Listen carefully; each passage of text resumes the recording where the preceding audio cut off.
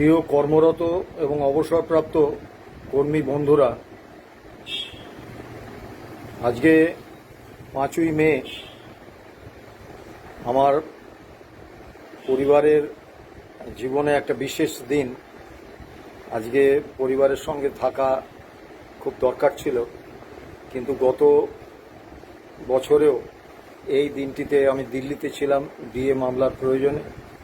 আজকেও আমরা দিল্লির পথে পরিবারকে সময় দেওয়ার সুযোগ পেলাম না। যাই হোক, এটা ব্যক্তিগত পরিসরের আলোচনার জায়গা নয়। আপনারা প্রত্যেকেই জানেন যে গত 4 মে অর্থাৎ গতকাল নির্বাচনের যে ফলাফল প্রকাশিত হয়েছে তাতে পূর্বতন শাসক দল জনপ্রত্যাখ্যাত হয়েছেন এবং বিজেপি সরকার পরিচালনার দায়িত্ব পেয়েছেন। সংসদীয় গণতন্ত্রে গণদেবতাই হচ্ছেন শেষ কথা বলার অধিকারী।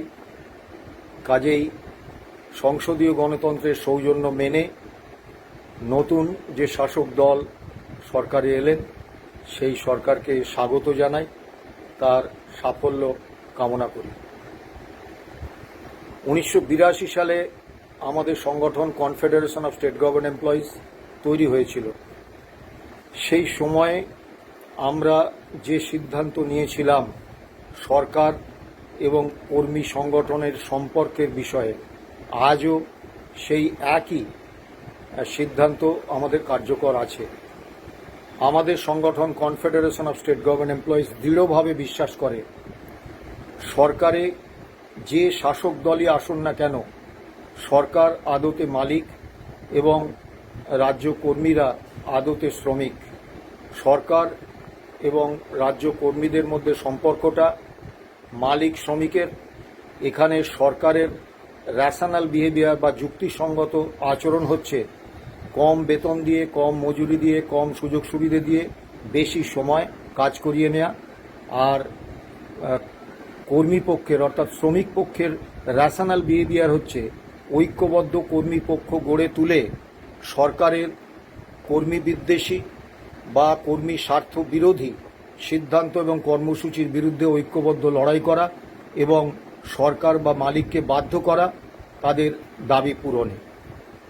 এবং আমাদের সংগঠন দৃঢ়ভাবে এটাও বিশ্বাস করে যে দীর্ঘ কয়েক দশক ধরে আমরা যে সারা ভারতের অন্যান্য রাজ্য এবং কেন্দ্রীয় সরকারি কর্মচারীদের তুলনায় অর্থনৈতিক এবং অধিকার এর প্রশ্নে যথেষ্ট নিচের অবস্থানে রয়েছি, তার কারণ হচ্ছে আমরা কখনোই ঐক্যবদ্ধ কর্মী পক্ষ হিসেবে নিজেদের সরকারের বিপরীতে তুলে ধরতে পারছি না।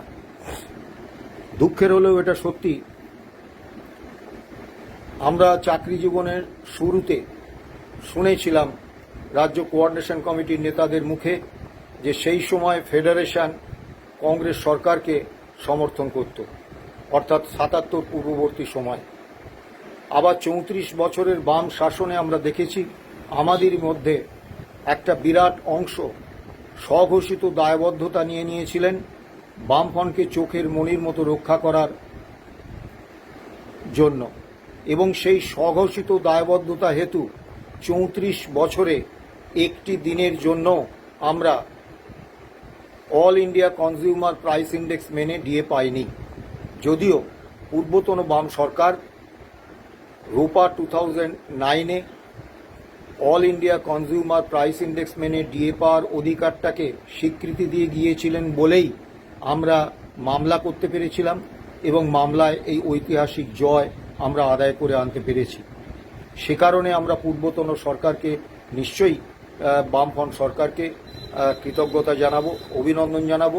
কিন্তু তার সঙ্গে এটাও সত্যি যে কর্মচারীদের একটা বড় অংশকে সরকার সমর্থক হিসেবে কর্মচারী আন্দোলন থেকে দূরে সরিয়ে রাখার যে প্রক্রিয়া, সেই প্রক্রিয়াতে কিন্তু কর্মচারী আন্দোলন ক্ষতিগ্রস্ত হয়েছে এবং আমরা অধিকার এর স্বীকৃতি পেলেও আমরা কিন্তু all India consumer price index মেনে কখনোই 34 বছরে ডিএ পাইনি বা অন্যান্য দাবিদার ক্ষেত্রেও আমরা পিছিয়ে থেকেছি। পঞ্চম রাজ্য বেতন কমিশনের 27 মাসের যে বর্ধিত বেতন তা থেকে আমরা বঞ্চিত হয়েছি। আবার নতুন সরকার এসেছে, সেই সরকার তৃণমূল সরকার, কংগ্রেস তৃণমূল জোট হিসেবে এই সরকার এসেছিল ক্ষমতায়। সেই সরকারের সময়ও আমরা লক্ষ্য করেছি যে কর্মচারীদের একটা বড় অংশ সেই একই বন্ধু সরকারের তত্ত্ব মেনে স্বঘোষিত দায়বদ্ধতা নিয়ে নিয়েছেন।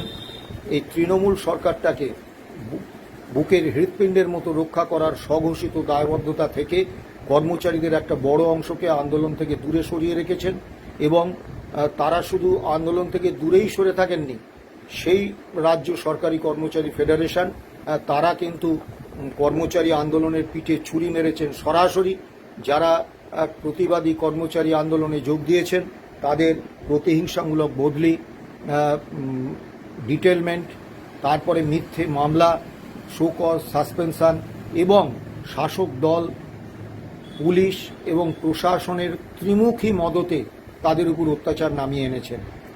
আবার নতুন সরকার আসছে বিজেপির নেতৃত্বে, একক সংখ্যাগরিষ্ঠ দল হিসেবে বিজেপি সরকার গড়বে। তা আমরা আতঙ্কিত আবার না দেখি আর এক শ্রেণীর কর্মচারী এই বিজেপি সরকারটাকে পেটের লিভারের মতো রক্ষার স্বঘোষিত দায়বদ্ধতা নিয়ে বসেন এবং কর্মচারী আন্দোলন থেকে কর্মচারীদের একটা বড় অংশকে শাসক দলের সমর্থক হিসেবে দূরে সরিয়ে রাখেন। এমনটা হলে সেটা খুব দুর্ভাগ্যজনক হবে। আশা করব অতীতের অভিজ্ঞতা থেকে কর্মচারীরা আবারও এই নতুন সরকারকে পেটের লিভারের মতো রক্ষার স্বঘোষিত দায়বদ্ধতা নেবেন না। যাই হোক, সরকারের সঙ্গে আমাদের সম্পর্ক অত্যন্ত স্পষ্ট। আমরা সংসদীয় সৌজন্য মেনে, সংসদীয় গণতন্ত্রের সৌজন্য মেনে এই সরকারকে নিশ্চয়ই স্বাগত জানাচ্ছি, কিন্তু সাথে সাথে অত্যন্ত স্পষ্টভাবে বলছি যে এই সরকারও যদি কর্মী বিদ্বেষী, কর্মী স্বার্থ বিরোধী নীতি এবং কর্মসূচি নেয় তাহলে তার বিরুদ্ধেও কিন্তু আমাদের আন্দোলন চলবে এবং আমাদের প্রয়োজন হলে যদি আইনে লড়াই করতে হয় সে লড়াইও চলবে।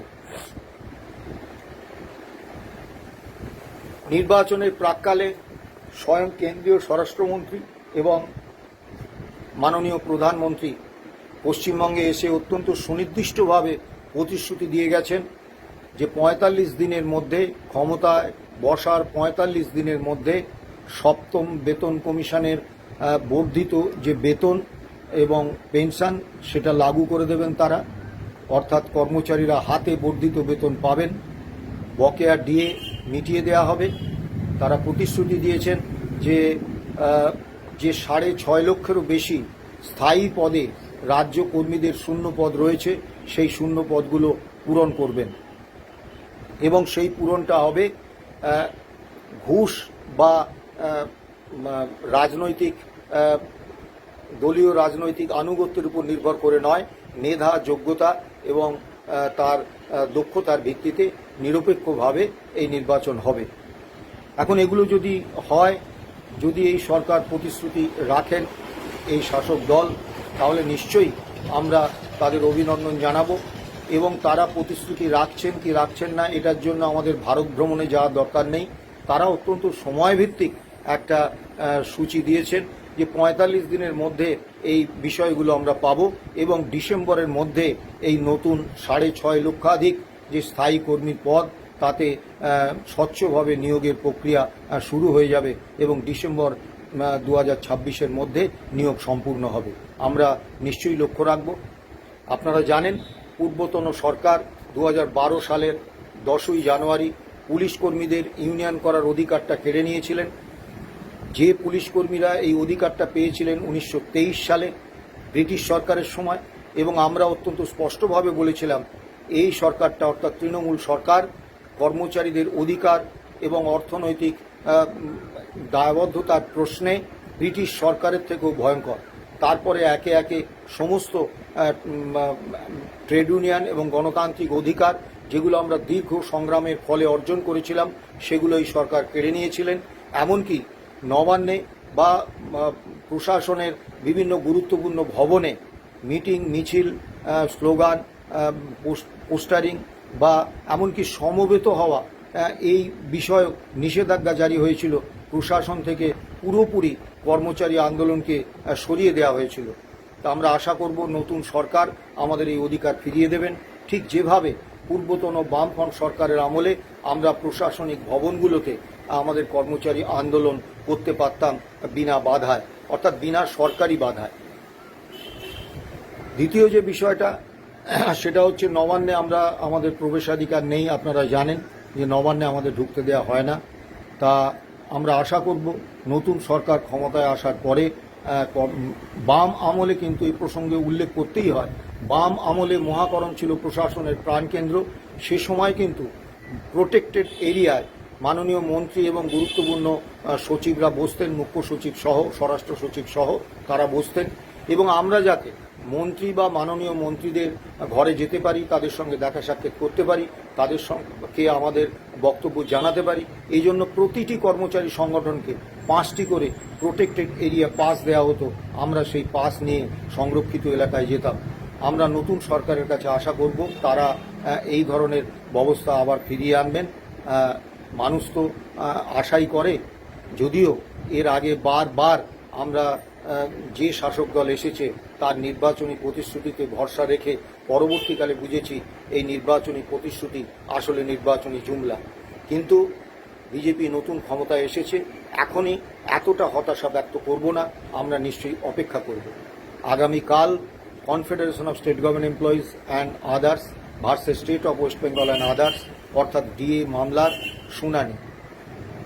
আমরা খুব দুঃখের সঙ্গে বলছি, 2018 সালেই রাজ্য কর্মীরা আদালতের নির্দেশ মেনে এপ্রিল 2008 থেকে ডিসেম্বর 2019 পর্যন্ত all India consumer price index মেনে বকেয়া ডিএ বা পেনশনাররা ডিয়ারনেস রিলিফ পেয়ে যেতেন। কিন্তু একেবারে চূড়ান্ত কর্মী বিদ্বেষী একটা সরকার, কর্মী স্বার্থ বিরোধী একটা সরকার আসীন থাকার ফলে 2018 সাল থেকে 2026 সাল আজও আমরা মহামান্য সুপ্রিম কোর্টে গত 5ই ফেব্রুয়ারি অত্যন্ত সুনির্দিষ্ট রায় হয়ে যাওয়ার পরেও আজও কিন্তু আমরা পাইনি। রাজ্য সরকারি কর্মচারীদের মধ্যে যারা জেলায় পেনশন পান সেই রকম কিছু পেনশনার তারা পেয়েছেন, আবার সেই পেনশনারদের অনেকের নাম পোর্টালে নেই ফিনান্স ডিপার্টমেন্টের, ফলে তারা পাননি। কেএমসি এলাকার যে পেনশনাররা রয়েছেন, কলকাতা মিউনিসিপ্যাল কর্পোরেশন এলাকার বিভিন্ন ব্যাংক থেকে যারা পেনশন তোলেন তারা আজও পাননি। সুপ্রিম কোর্টের রায়ে কোথাও নেই, অথচ রাজ্য সরকার কর্মরত ABC সরকারি কর্মচারীদের টাকাটা প্রভিডেন্ট ফান্ডে 2 বছরের জন্য ঢুকিয়ে দিয়েছেন। আবার যে হিসেবে দিয়েছেন all India consumer price index না মেনে একটা কল্পিত সিপিআই তৈরি করেছেন।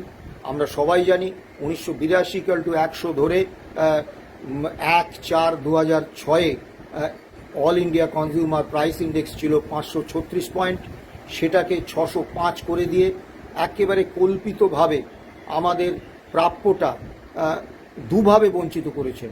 প্রথম ভাগ হচ্ছে যে রোপা 2009-এ অত্যন্ত স্পষ্টভাবে বলা আছে, ডিএ বলুন, বাড়ি ভাড়া ভাতা বলুন, গণনা করা হবে বেসিক পে, তার সঙ্গে গ্রেড পে, তার সঙ্গে ডাক্তারবাবুদের ক্ষেত্রে এনপিএ অর্থাৎ নন প্র্যাকটিসিং অ্যালাউন্স যোগ করে যে অর্থাঙ্ক হবে তার উপর হিসেব করা হবে।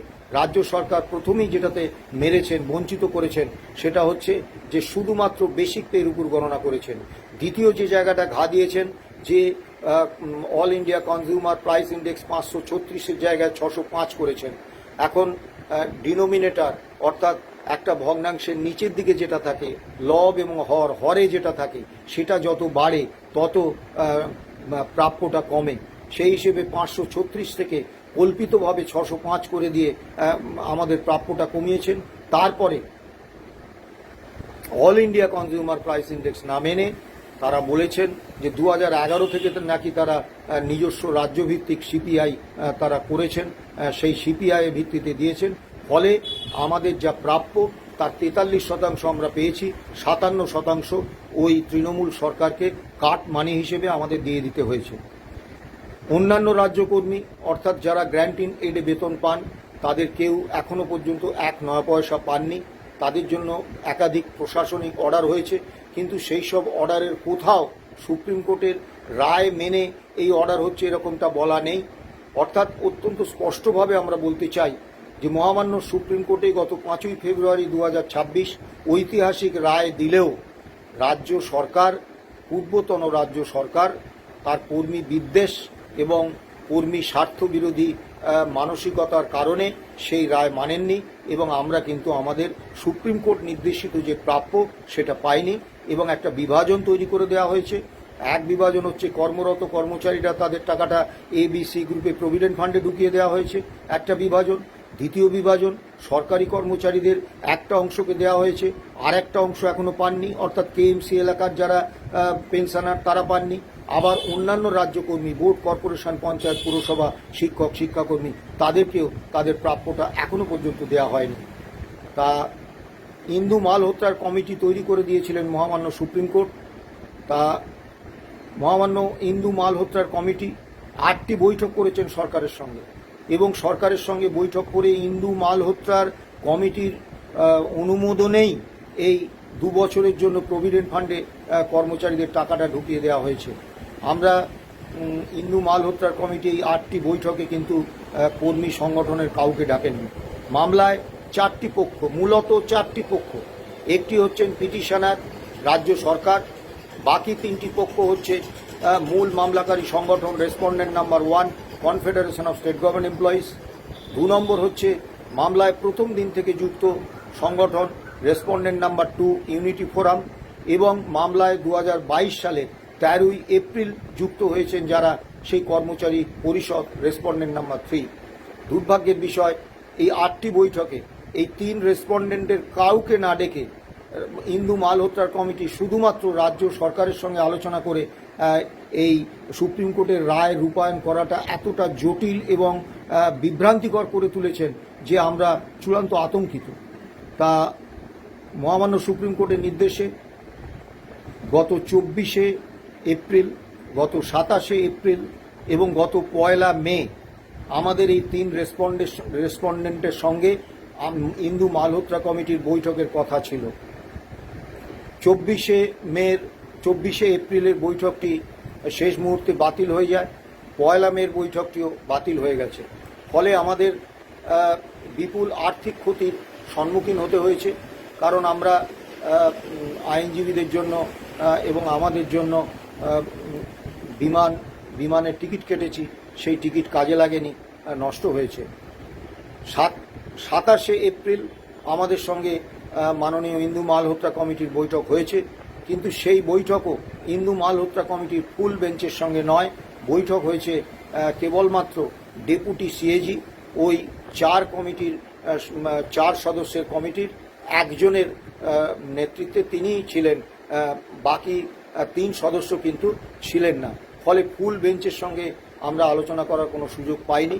কিন্তু সেখানে আমরা অত্যন্ত স্পষ্টভাবে আমাদের সংগঠনের পক্ষে আমি এবং আমাদের আইনজীবী ফিরদৌস শামীম, অন্যতম আইনজীবী ফিরদৌস শামীম, গোপা বিশ্বাস আইনজীবী এবং আমাদের সংগঠনের সাধারণ সম্পাদক মলয় মুখোপাধ্যায় ওই বৈঠকে উপস্থিত ছিলাম। আমি এবং ফিরদৌস শামীম অত্যন্ত স্পষ্ট ভাষায় আমাদের বক্তব্য ডেপুটি সিএজিকে আমরা জানিয়েছি। অন্যান্য 2টি সংগঠন অর্থাৎ ইউনিটি ফোরাম এবং কর্মচারী পরিষদের, ইউনিটি ফোরামের পক্ষে উপস্থিত ছিলেন দেবপ্রসাদ হালদার, ইউনিটি ফোরামের কনভেনার এবং তার আইনজীবী, এবং কর্মচারী পরিষদের পক্ষে কোনো কর্মী নেতা উপস্থিত না থাকলেও তাদের আইনজীবী গুড্ডু সিং হাজির ছিলেন। আমরা একসঙ্গে এক সুরে ইন্দু মালহোত্রার কমিটির সামনে গত 27শে এপ্রিল ওই ডেপুটি সিএজিকে আমাদের বক্তব্য জানিয়েছি। কিন্তু সেই মিটিংয়ের কোনো মিনিটস আজ পর্যন্ত আমরা পাইনি। যদিও সেদিনই আমরা বলেছিলাম যে আমরা দিনের শেষে কর্মী সমাজের কাছে দায়বদ্ধ, তাদের কাছে আমাদের প্রমাণ করার দায় আছে যে আমরা মালহোত্রা কমিটির সামনে ঠিক কী বললাম। কিন্তু দুর্ভাগ্যের বিষয় আজও তার মিনিটস আমরা পাইনি। স্বাভাবিকভাবে মিনিটস না পেলে আমরা কি বলেছি আর কতটুকু তার গ্রহণ করেছেন এই বিষয়গুলো কিন্তু আমরা জানতে পারছি না, তা কর্মচারীরা জানতে পারছেন না। আমরা অত্যন্ত সুনির্দিষ্টভাবে একটা বিষয় বলেছি যে যেহেতু অন্যান্য রাজ্যকর্মীরা, KMC এলাকার পেনশনাররা, সরকারি কর্মচারী পেনশনাররা, তারপরে আপনার ডেইলি রেটের যে কর্মচারী আছে তারা কিন্তু ডিএ বৃদ্ধির সঙ্গে সঙ্গে তাদের দৈনিক মজুরির বৃদ্ধি হয়, অর্থাৎ এই টাকাতেও হোমগার্ড আছে, সিভিল ডিফেন্সের আছে, বিভিন্ন যারা ডেলি রেটেড কর্মচারী আছেন, অর্থাৎ এই সুপ্রিম কোর্টের রায় কিন্তু এদেরও উপকৃত হওয়ার কথা। এদের সম্পর্কে কোনো বক্তব্য এখনও রাজ্য সরকার জানাননি। বিশেষত যে ওয়ার্ক চার্জ কর্মচারী আছেন, যারা অত্যন্ত দুঃখজনকভাবে তারা স্থায়ী এস্টাবলিশমেন্টের আন্ডারে হলেও তাদের না আছে কোনো প্রমোশন, বছরে একটা ইনক্রিমেন্টের বাদে অতিরিক্ত এই ডিএ ছাড়া তাদের আর কিছু প্রাপ্য নেই।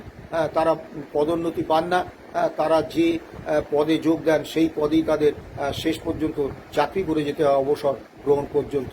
তাদের ক্ষেত্রেও কিন্তু রাজ্য সরকার কোনো রকম নির্দেশ জারি করেননি।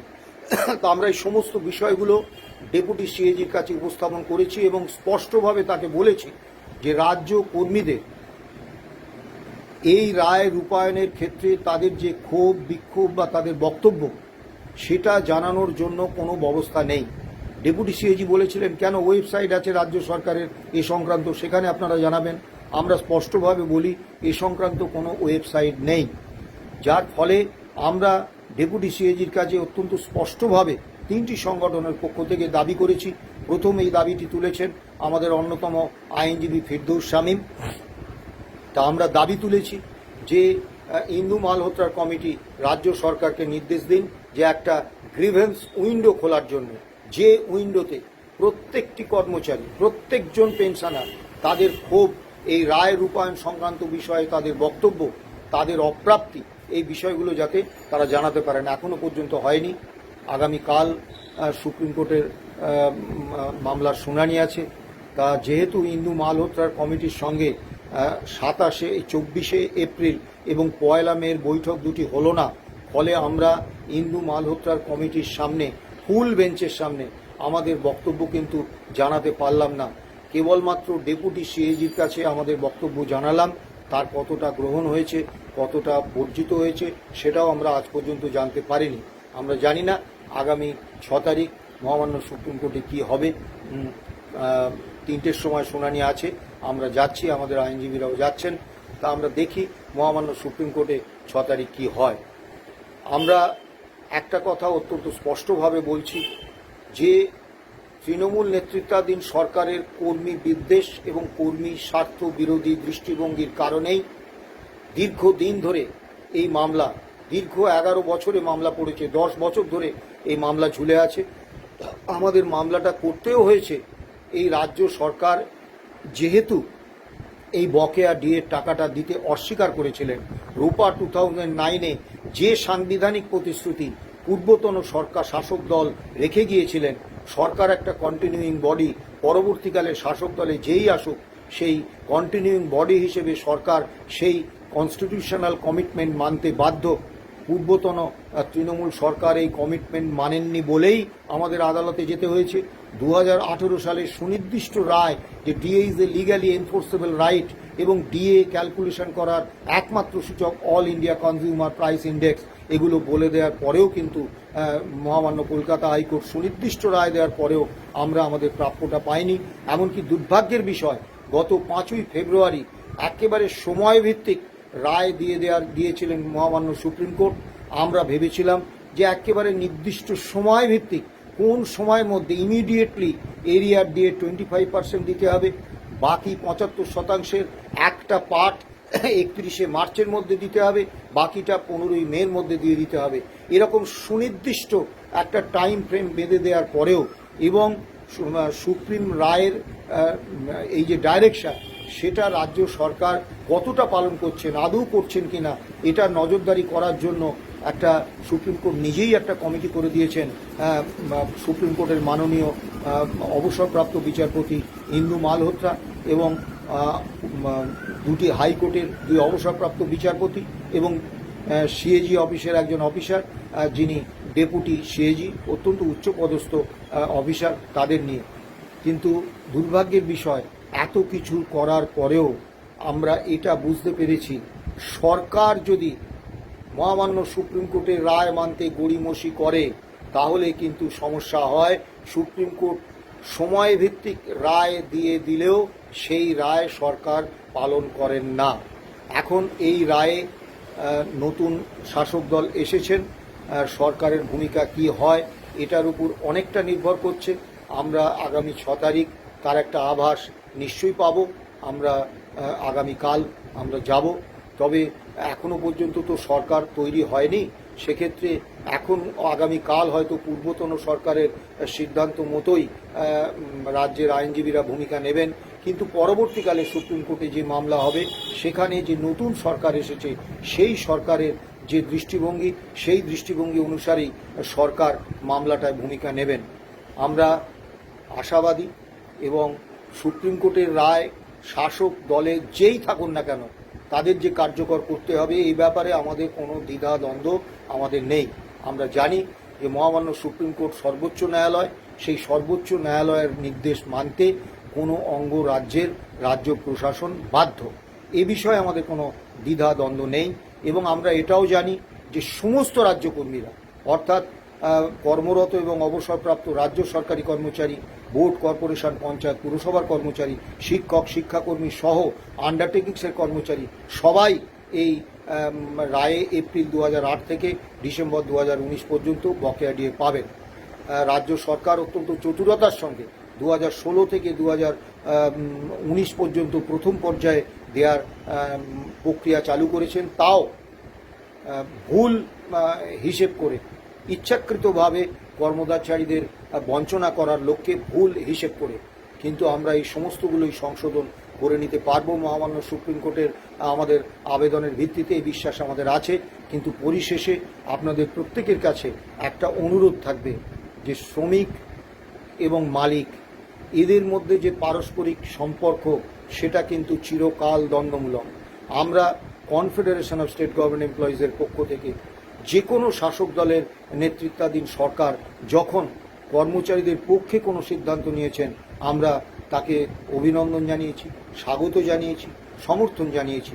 যেমন এই মুহূর্তে সারা ভারতবর্ষে 6টি রাজ্য সরকার বাদে সমস্ত রাজ্য সরকারি এবং কেন্দ্রীয় সরকারি কর্মচারীদের কাছে সবথেকে বড় সমস্যা হচ্ছে যে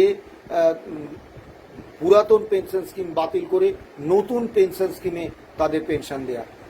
পুরাতন পেনশন স্কিমে আমরা একটা নির্দিষ্ট পরিমাণ অর্থাঙ্কের পেনশন অবসরকালের পরে আমরা পেতাম, আমাদের মধ্যে কোনো অনিশ্চয়তা থাকতো না। কিন্তু নতুন পেনশন স্কিমে পেনশন ফান্ডের টাকাটা খাটানো হচ্ছে শেয়ার বাজারের ওঠা পড়ার উপর ভিত্তি করে, শেয়ার বাজারের অনিশ্চয়তার উপর ভিত্তি করে আমাদের পেনশনটা ঠিক হবে। তা আমরা এর আগেও পূর্বতন বামফ্রন্ট সরকারকে ধন্যবাদ জানিয়েছিলাম, অভিনন্দন জানিয়েছিলাম যে তারা পুরানো যে পেনশন স্কিম সেটা বজায় রেখেছিলেন।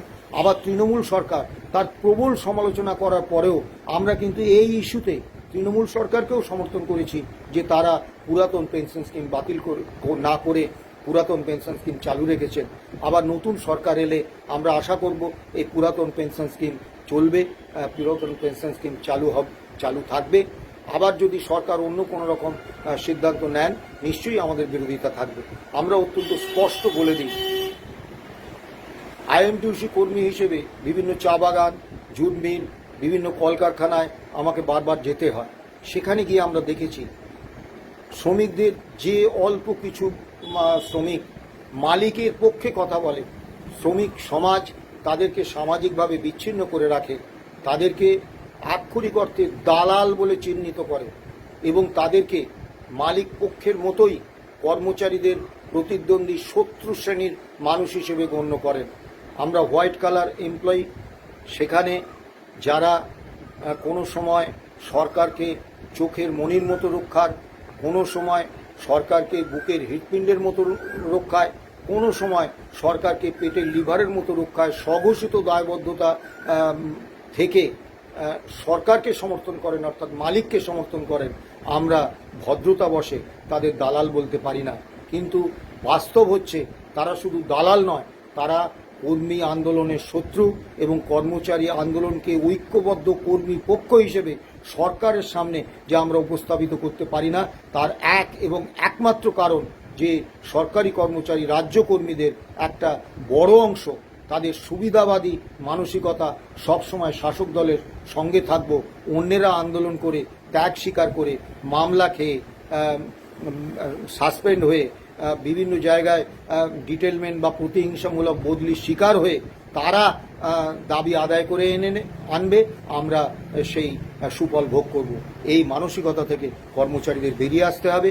আপনারা ব্যক্তি নাগরিক হিসেবে যে কোনো রাজনৈতিক দলকে সমর্থন করতে পারেন, আমার কোনো বলার কিছু নেই, বলার অধিকারও নেই, এখতিয়ারও নেই, কিন্তু পেশার স্বার্থে পেশার জায়গায় এসে আপনারা দয়া করে ঐক্যবদ্ধ কর্মী পক্ষ হিসেবে সরকারের কাছে আপনার দাবিটা উপস্থাপিত করুন। ভালো থাকবেন, সুস্থ থাকবেন। আশা করছি আগামীকাল সুপ্রিম কোর্টে কর্মচারীদের পক্ষে কিছু সিদ্ধান্ত হবে। এই বিশ্বাস, এই ভরসা নিয়েই আমরা যাচ্ছি। আবারও বলি, আপনারা ভালো থাকবেন, সুস্থ থাকবেন। নমস্কার।